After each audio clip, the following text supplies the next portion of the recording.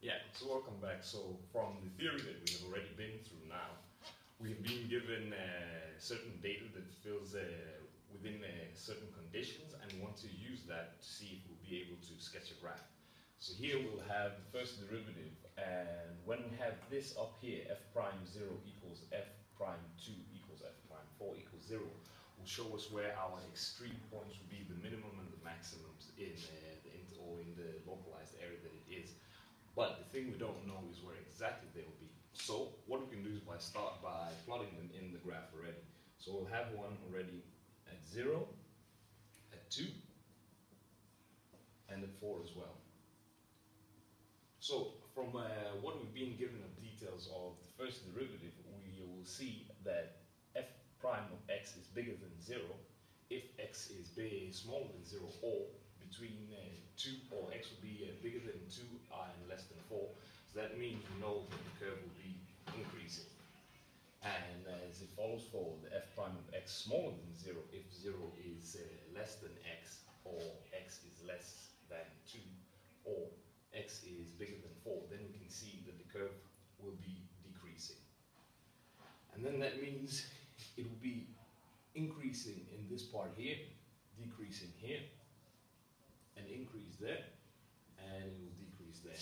So now that we know it's increasing and decreasing, we want to know what concavity it will follow. So that means it's going to be concave up or concave down according to what we have. And then that's where we use the second derivative. So if f2 prime of x is bigger than 0, if 1 is smaller than x, which is smaller than 3, then we'll be able to determine that it is concave up. And subsequently, if f2 prime x is smaller than 0, if x is smaller than 1, or x is bigger than 3, then we know that it will be concave down. Now that we have all of this information, we can then start sketching the graph. So first of all, we'll see everything that comes before the 0 interval, which way it's going. So we know that it's increasing.